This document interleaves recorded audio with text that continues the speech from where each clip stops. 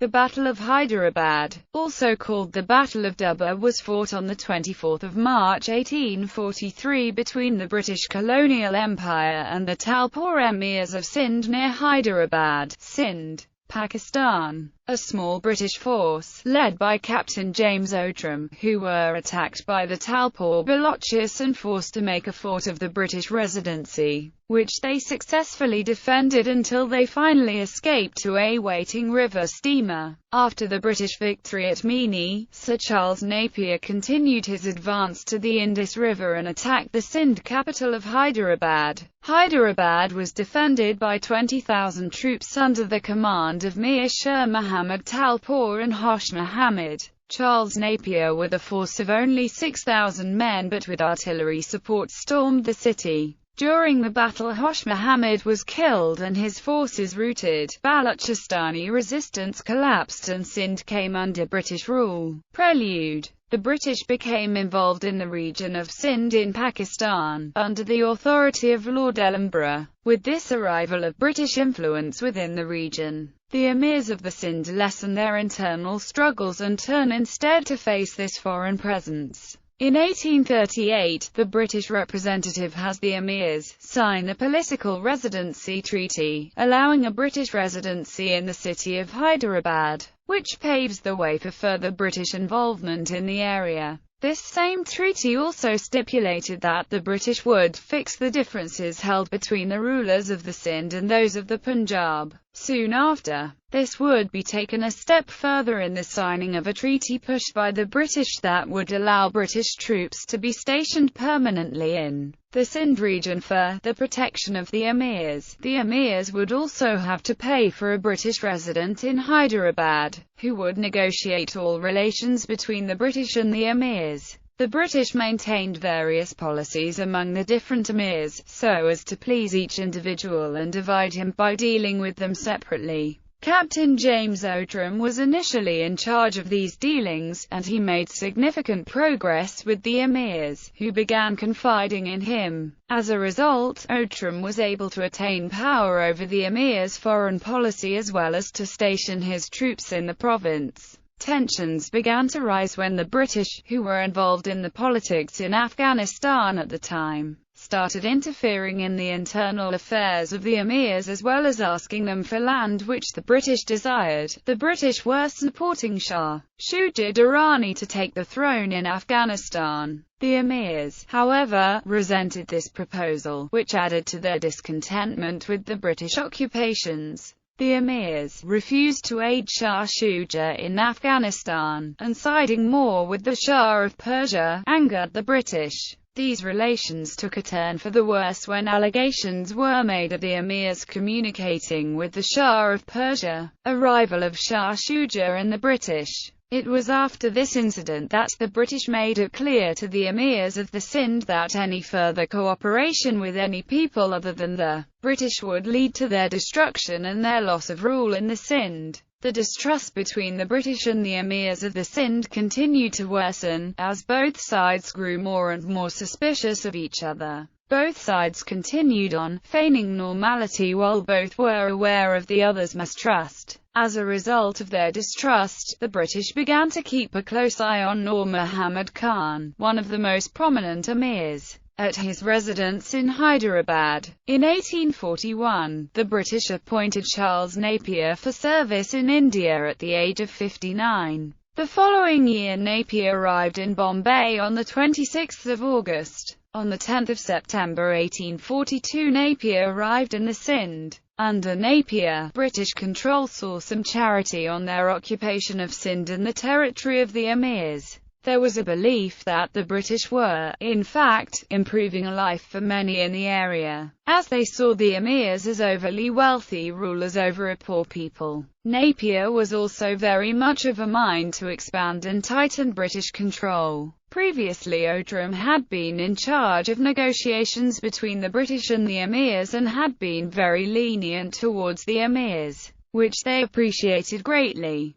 Napier, on the other hand, not only longed for campaign, but was also very authoritarian with regards to the British rule in the area, and wanted to see full control by the British. Napier himself was charged by Ellenborough to look into the matter of the emirs' duplicity, to find evidence of their suspicious behaviour, and to compile it into a report which he would submit to Ellenborough. However, due to the fact that Napier was fresh to the Sindh and knew none of the language which would allow him to understand the pieces of alleged evidence against the emirs, Napier was left with a difficult task. Napier's 200-page report, once completed, was submitted to Ellenborough, who received the report on November 3. The report was fairly inaccurate in its information about the emirs, and Ellenborough sent his reply the day after, as well as draft of a new treaty to be made with the emirs. The speed of the reply, as well as the fact that it was accompanied by a drafted treaty, would indicate that Ellenborough had made his decision on the draft even before receiving Napier's report.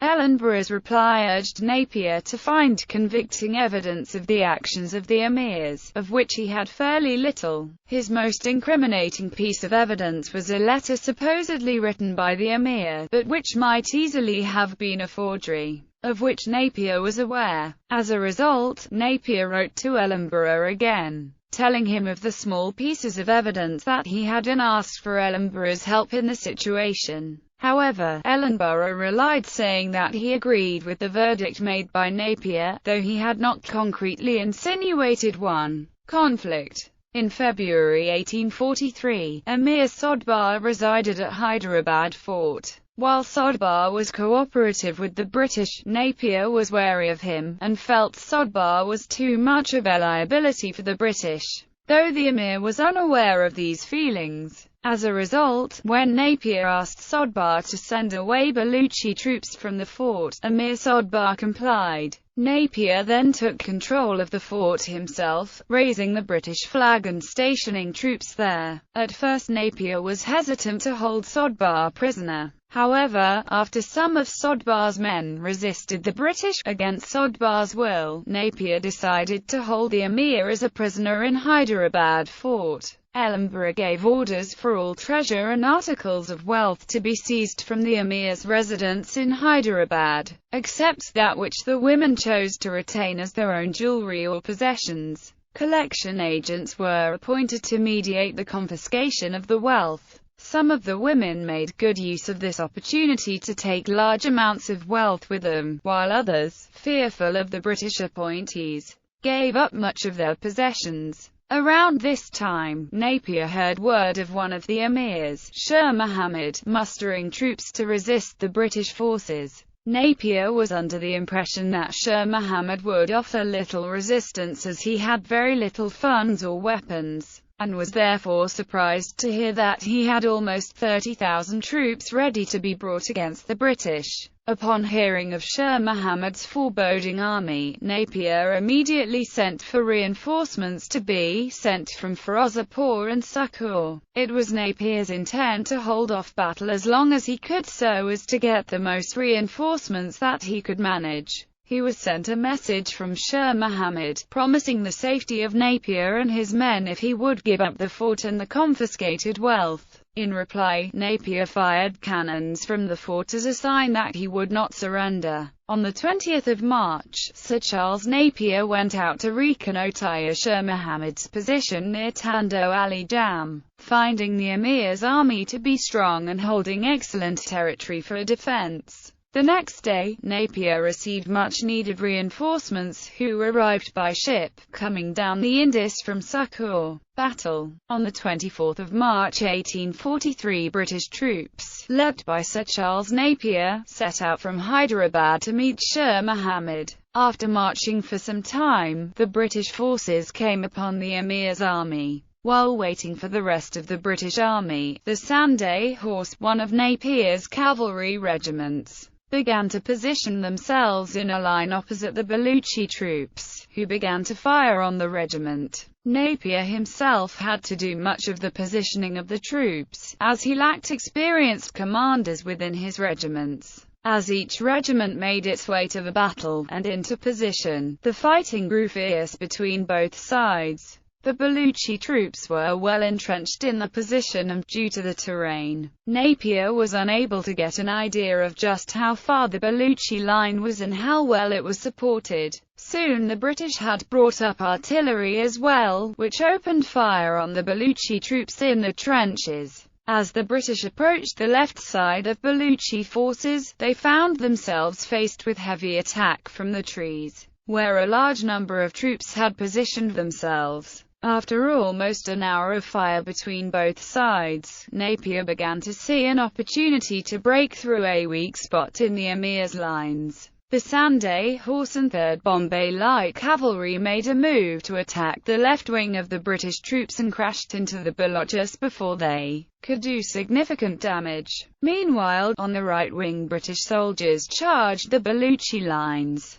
piling over their trenches where the tightly packed Baluchis found difficulty in using their swords against the British. Seeing the desperation of the Balochis plight, Emir Shah Muhammad left the battle at the suggestion of his commander, Hosh Muhammad Kambrani, with hopes that he might obtain another chance at victory over the British. Hosh Muhammad, on the other hand, stayed behind with the troops, fighting the British to the death. The British troops, seeing the centre of the Baluchi line giving way, charged through the middle, dividing the Emir's line. About this time, Napier was almost killed when a magazine exploded nearby, killing some British soldiers near him, but sparing his life. One of Napier's commanders, after breaking through the Baluchi left wing, then left the field, perhaps aiding later in cutting off the Baluchi retreat. The Emir's men, routed and disorganized, began to flee, and Napier with the Bengal cavalry pressed on after them, cutting them off from escaping across the Indus.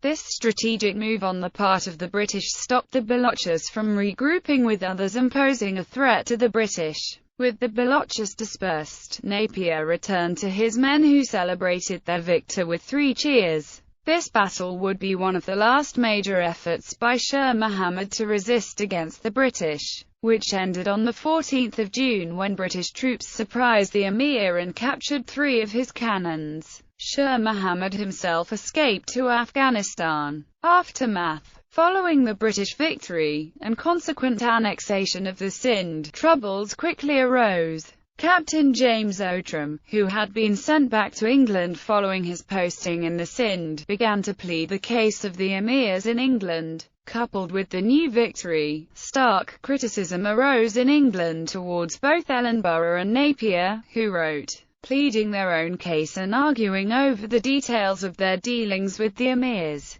The authorities in England were not pleased with the annexation of the Sindh, and had in mind to restore the territory to the Emirs. However, thinking that the process of returning the Sindh to its original owners would be difficult and that the forced resignation of Ellenborough and Napier would cause further criticism from England, the ownerships of the Sindh would remain with the British. The government in England did write to Napier and Ellenborough, condemning the annexation and their actions. The actual province of Sindh was not as prosperous as Napier had hoped after capture, and for many years the British gained very little from its possession.